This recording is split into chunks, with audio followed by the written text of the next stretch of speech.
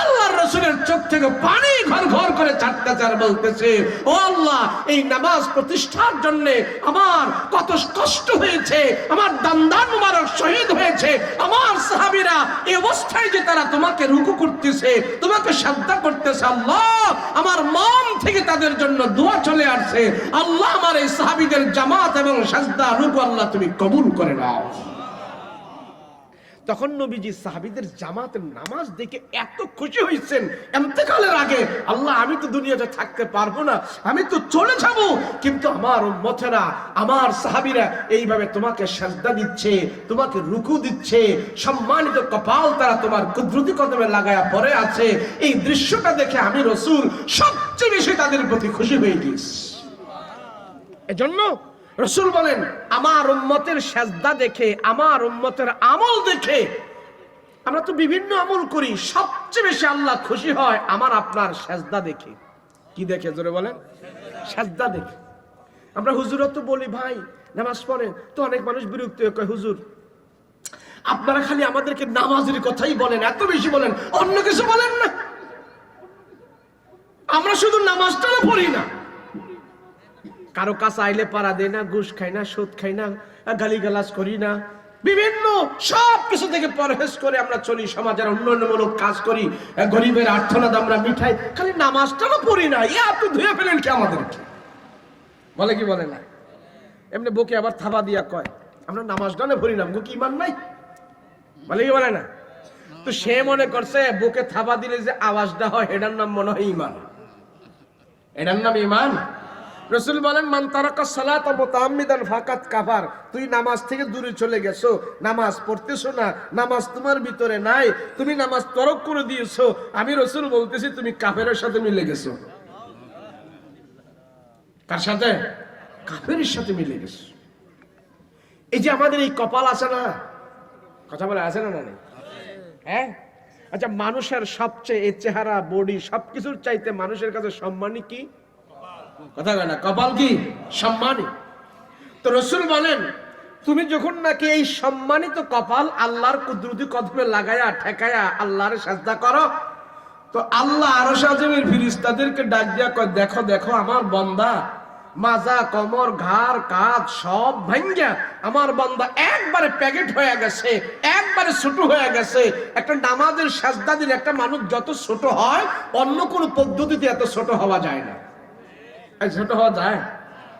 আপনি মসজিদে দেখবেন, আপনার সমাজের নেতা, মেম্বার, চেয়ারম্যান, বড় যারা আছে, সবাই যখন মসজিদে এইভাবে সাজদা দিয়ে পড়ে আছে, উনি কি বড় হয়ে আছে না ছোট হয়ে আছে?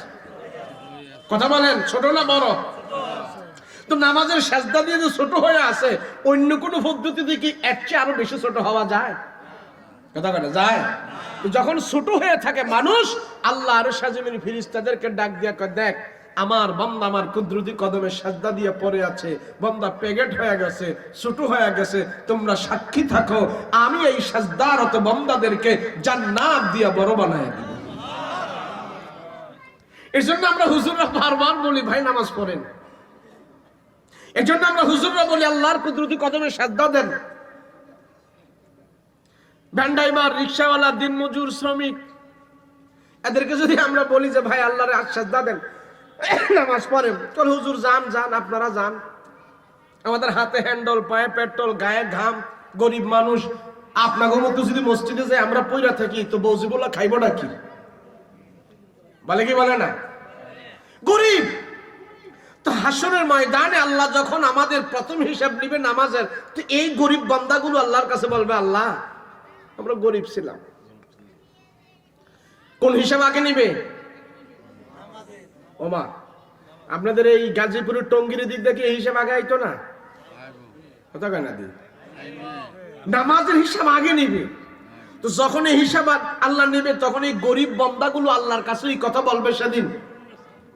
নবীজি সাহাবীদেরকে বয়ান করে বলতেছেন, গরিব বান্দাগুলো সেদিন আল্লাহর কাছে এই কথা বলবে, আল্লাহ আমরা গরিব ছিলাম, আল্লাহ ঘরে অভাব ছিল, ছেলে মেয়ের টাকা পয়সা, ঘর ভাড়া এগুলি জোগাইতে আমাদের অনেক কষ্ট হয়ে যেত, নামাজ পড়ার আমরা টাইম পাই নাই।